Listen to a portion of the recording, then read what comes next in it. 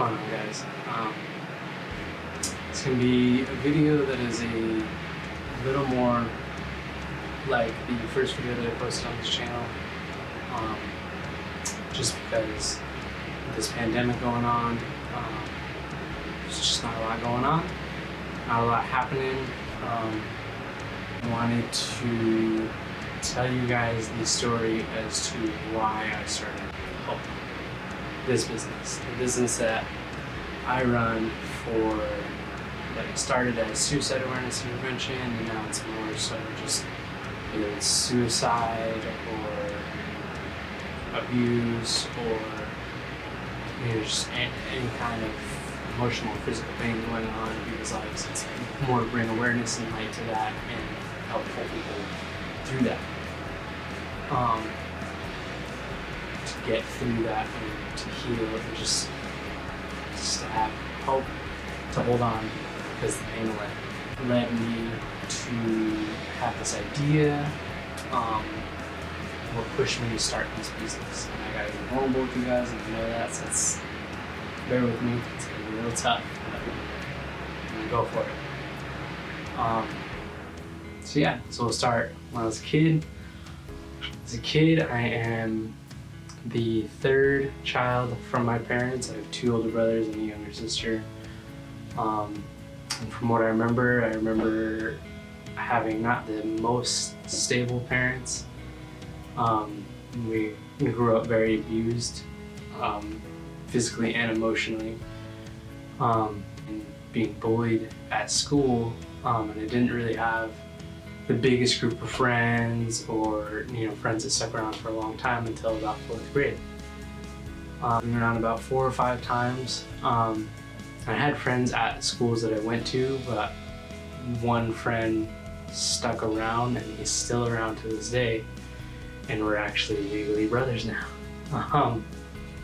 which is my wife's brother, who's the same age as me. I'm 22, I'll be 23 in July. My wife is about to be 28, which is cool. So 5 years apart. And I met her brother when I was in 4th grade, which is what led me to meet my wife. But back to this story of H.O.P.E. It wasn't too bad at bullying. It was more so just name calling and picking on me, especially being a redhead. A lot of comments like that don't bother me now, but being a younger kid and not being taught that it's okay that you're a redhead, that whatever people say doesn't really matter. But when you're a kid and you're getting called a no soul or ginger or gingy or stealing people's souls and just stuff like that, it's funny now, but like at the time as a kid, like it's rough, and that stuff hits you. You take that home, and people just picking on you just because of your hair color, something that you can't control, that is completely given to you by God himself. That's why it doesn't bother me now, is just because of my relationship with Jesus Christ, is as I know that he created me and I'm made in his image, so I'm made to look like him. So I'm perfectly fine with being a redhead, and I think I look pretty dope with red hair. But yeah, so I remember just abused and bullied, which led me to just have a lot of depression and a lot of just anger, and especially my parents not having the greatest relationship. They were abusive towards each other, physically and emotionally. We saw that. We didn't get to grow up seeing a healthy marriage, a God-led marriage. It was just rough, just toxic, and very toxic household. But fast forward to about 4th grade, when I met my best friend, who is still around to this day, is still my bestest friend of all time. This guy has been around since I was 10 years old, 9, 10 years old, and we're still friends to this day, and we're legally brothers now, which is really, really dope. Like I've never had a friendship like this, like with this guy. And Xander, if you're watching this, man. But yeah, and so yeah, I stuck around with him, and he introduced me to some people around the school because he had been living in this town for longer than I have. I had just moved there. So he knew some people, and he knew what was fun to do around this town. So it was my escape to get away from my house. I just go ride bikes around town. This is a small town. We could walk from one end to the other, and as 10-year-olds, and it wasn't that bad. When we'd even walk to the next town over, which was just 2 miles away, because that one was a little bit bigger, so there's a little bit more going on around there. But yeah, so just as an escape, I just hung out with this kid all the time, and we just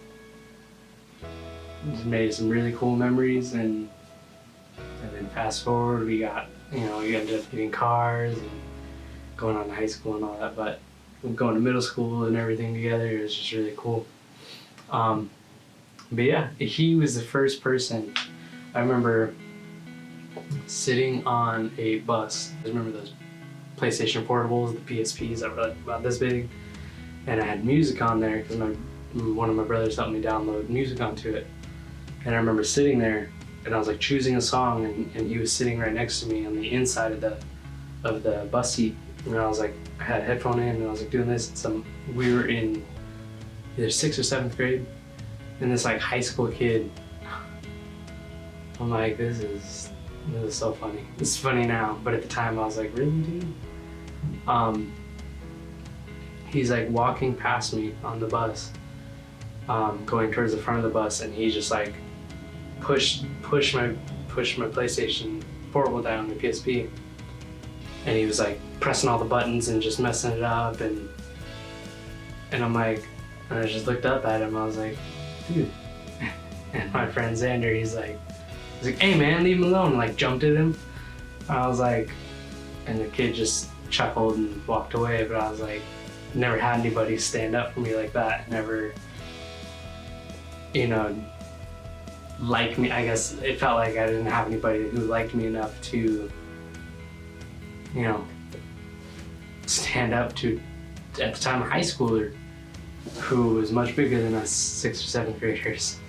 And he just told the kid to go away and leave him alone, and like, why are you picking on a way younger kid than you? So that was really cool. And yeah, so that kind of helped a lot because I spent a lot of time over at his house. Maybe we'll record something and me and him will talk and stuff, and you guys can see that, so you guys can actually get to know why I started hanging out with this kid. Spent a lot of time over at his house, and his parents have known me since I was 10 years old, and now I'm in my 20s, so they've known me for a long time, and they've seen me grow over the past years. But yeah, so it was an easy escape to not be at my house, and just hanging out with him, and just not really, just took a lot of focus away from bullying and being abused and a lot of depression and suicidal thoughts. But yeah, and then I ended up getting, my mom chose to hold me back in 7th grade. So then he went on to 8th grade. And about that time we weren't talking too much because he started finding more friends this grade. And just started hanging out more with them. So we kind of like grew apart for a little bit. And then he went on to high school, and then I was in 8th grade, and 8th grade came, I moved to a different town. That was about 30 minutes away from this town, but him being a freshman in high school, me being an 8th grader, we don't have cars yet, and not really having parents willing to drive us back and forth to hang out with each other or stay the night or whatever at each other's houses. So then that took a toll, and the town that I ended up moving in had like not the greatest reputation. It still to this day doesn't have the greatest reputation. Especially the school that I started going to. Had a lot of rougher kids. So I ended up, bullying got a little worse. Started getting a little more physical, which was not fun. And then not really having a lot of friends, so didn't really have more of an escape. So I kind of had to just go back to the old way of doing things and having abusive parents and not really having a way to escape it, to going to school and dealing with bullies. I started getting more friends at that school, which was kind of cool. With this being a more rough school in a more rough town, gave me a little more guts in a way. So I kind of started sticking more and more up for myself. But having anger behind that and kind of being sick and tired of being pushed around by my parents and other kids my age, you kind of get over it and you're done. So you're like, all right, I either can be quiet and continue dealing with it, or it's time to, push back, which is what ended up happening, and it kind of died down a little bit. And then I lived in this town all the way up until, when I met my wife, and then we moved in together and then moved out of that state, which was cool because then it was around my senior year, I started reconnecting with my friend, with Xander, and it was like nothing had changed except we just got a little bit older. Like it didn't seem like, hey man, it's been a while, how's like there wasn't much catching up to do because we kind of still acted the same together and everything. We're just a little older, which is cool, and then by that time he got a car, and then my senior year I got a car, and so we were able to drive back and forth and hang out with each other more often. And we were able to just get out of our house, and we started, we got jobs and all that, so then we had money to go do stuff. And it was cool. I mean, we hung out with each other in between the time, like it wasn't like we didn't see each other at all. We did hang out a lot, during like summers and stuff. And in high school, I dated this girl who was not the healthiest person to date, but it was somebody who I really, really liked. But it was just a very toxic relationship, and it was a lot like my parents' relationship. But growing up, that's all I knew, and so I was like just attracted to that for some reason. Didn't really get that it was bad and understand that it was not a good thing to be involved in. But I kept the relationship around and didn't really know how to leave, didn't know if I was supposed to leave or what to do. We get really bad arguments where we're like screaming at each other and calling each other names, cussing at each other, and stuff like that. So then that just being depressed in that, not just feeling worth this person's time. Yeah, and then fast forward, I got out of that relationship. It took a few years, but I got out of it. Got the nerve to leave because I kind of grew in myself, because we broke up. We broke up off and on, but there was a period of time where we were broken up for a little over a year, and in that time, I started learning more about myself and learning that stuff like that wasn't okay, and that just wasn't healthy, and just learned more of what a healthy relationship looks like and feels like. So I started learning and growing and understanding that I don't have to give this depression control over me. I don't have to give these suicidal thoughts control over me. I can take this all back, and I can be happy, and it doesn't take being in a relationship or anything to do that. I started knowing that I wasn't the only person dealing with this. I wasn't the only person who felt like this and who went through these same kind of things and these trials and had these thoughts and these feelings and these just idea that they weren't worth it. They weren't worth being here. So I just realizing that, I was like, I've got to help.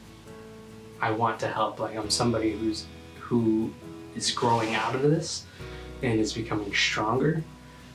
And I know that I can help other people if I can give them this message of hope and that there is hope. And I'm sure everybody who's going to end up watching this has heard the phrase "hold on, pain ends." It's not a new thing. It's all over the place, you know, based on just like Facebook pages and like what friends would post and music that I was listening to. You know, instead of listening to such angry music, I started listening to music that was still kind of the genre that I liked, but had a more positive message, which was cool. So learning to get out of that, learning how to get out of that, I wanted to push to get this message of you are important and hold on, pain ends. And this, I'm gonna give a little background. These lines, the X of these shirts, the original idea behind them of why they're so jagged, of why they're why they're a little beat up, is they're supposed to be cuts on your wrist, because when I was younger, that was a big thing of what people were doing, and I know it's still somehow some people still do things. So they're supposed to be like cuts on the wrist, but they're supposed to be, you know, an X. Don't do that. You know, you don't have to do that. But yeah, so to get this message out to other people, and I ended up getting with my wife. We were talking about, I was struggling. I was like, because I was 21 when we got together, and I was like, I need to find my career choice. I need to figure out what I want to do for the rest of my life. I need to find the career that I'm going to be in until it's time to retire, until I die. And she was like, what are you doing? What are you doing? You need to do that. You can change careers as much as you want to, like, or as much as God tells you, because this is around the same time I started reconnecting with God. She's like, you're going to have to follow God. You know, you want this relationship with Him. He's not gonna just put you into something that you don't really do. So we prayed about it, and then we went to church. My wife was on the platform, meaning she was singing on the worship team, and we were sitting there, and I hadn't told anybody at church this. We were still kind of new at this church, and I only talked to the pastor twice, and I knew that my wife didn't tell anybody, because we just had this conversation like a day or two before. So I didn't even know if the pastor remembered my name. I only talked to her twice. And I'm sitting there, and the pastor's like, he's saying, he comes out on stage and he's like, so I feel the need to pray over some people in this room right now, in the church right now. He's like, okay, is it cool, we can do that? And everyone's sitting there like, yeah. And so he prays for a girl on the stage who was singing right next to my wife, and everyone's like, yeah, you know, extending their hands, and they're like, yes, God, you know, do that in her, you know, just agreeing with the prayer. And we're sitting there, and the pastor goes, amen, amen, amen. Caleb, and turns and looks right at me, and I was like, yeah? I was like, who's up? And he's like, can you come up here, bro? Like, I got a prayer for you. I got this, you know, this strong word and just magnetized towards you. And so I was like, okay. And so like, I get up and I walk up there, and he's like looking at me and at my wife, and he starts just prophesying, you know, saying like, you've been questioning this idea that you have, and God says you're going to start this business, and you're going to reach. And he's like, I don't know if it's business or an orphanage or something, but you're going to start something with a big message. It's going to reach. It's going to be global. It's going to be wild. You're going to save a lot of people. You point a lot of people towards God and all this. And I was like, oh man. And I like turn and look at my wife, and she's like crying, and he's like, you're going to be a magnet for financial stuff and just to get this thing going. And I was just like, all right, we're doing this. I'm supposed to do this. Like, I'm doing it.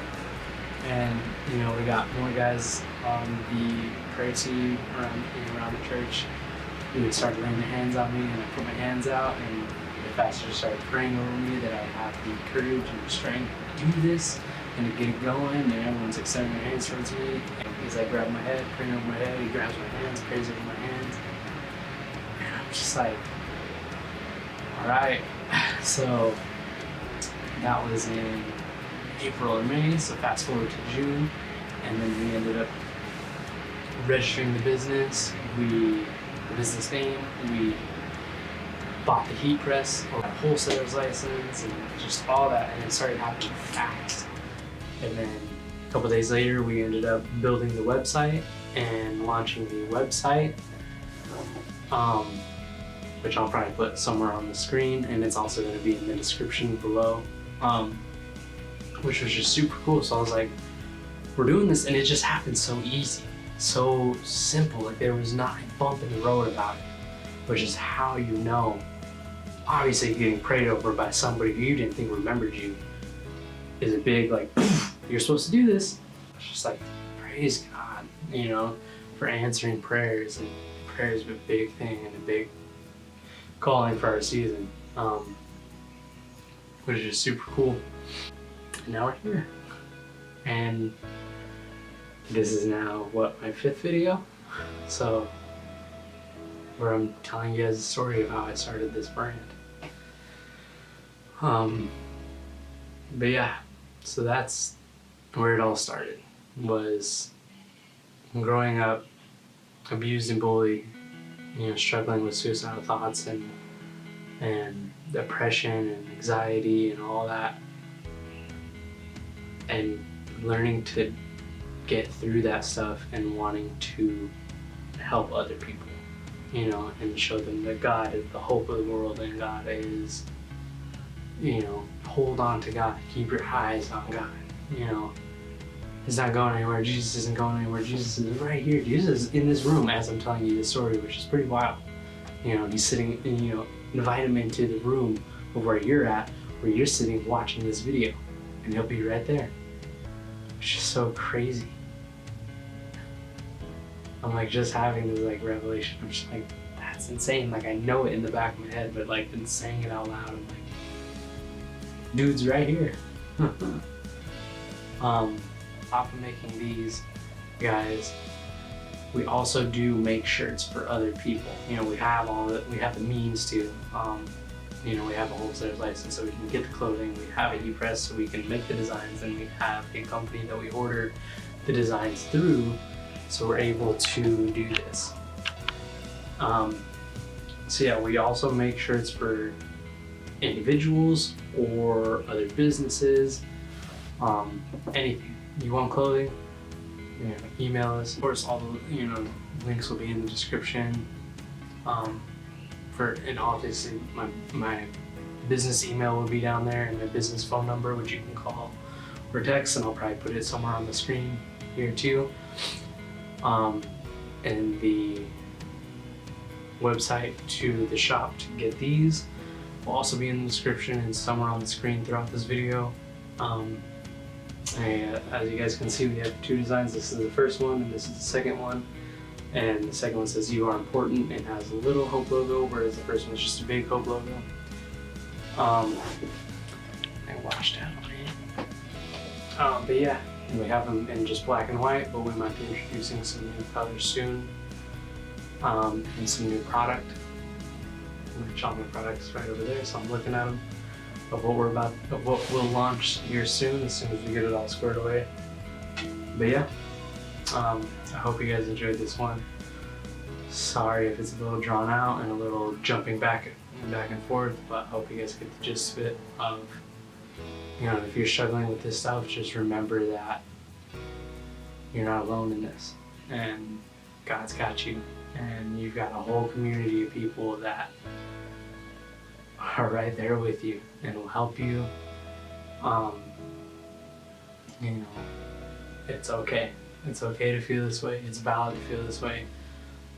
But we have the capability to stand up, say we're no longer going to feel like this, and we're no longer going to deal with this, to get through this.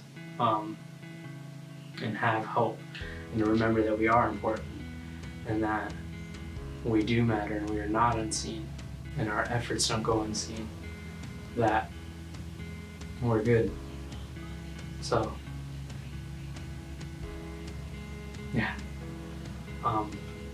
Again, you guys want to pick up a shirt, go to the link in the description. You want shirts for you and your business or your business, or if you want to get shirts made for loved ones or anything, we ship anywhere, I believe.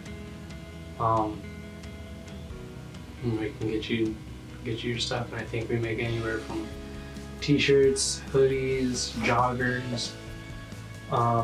So far I've only made t-shirts, but I know that we can make the other stuff. But yeah, so if you guys want any of that stuff made, if you want to pick up any of this, again, link is in the description. So thank you guys for listening. If you got to the end of this video, remember to like, subscribe, and share this video, and comment down below if there's any questions that you have. You can shoot me emails of questions. If you guys have any questions, anything that you would like to see, just comment down below, email it to me. But yeah, so yeah, remember, like, comment, subscribe, and share this video to whoever needs to hear it. And I'll keep you guys in my prayers. I'm pretty praying over you, and just that God keeps holding you guys. And obviously He will, but for you guys to know that He is. So, love you guys. Peace out.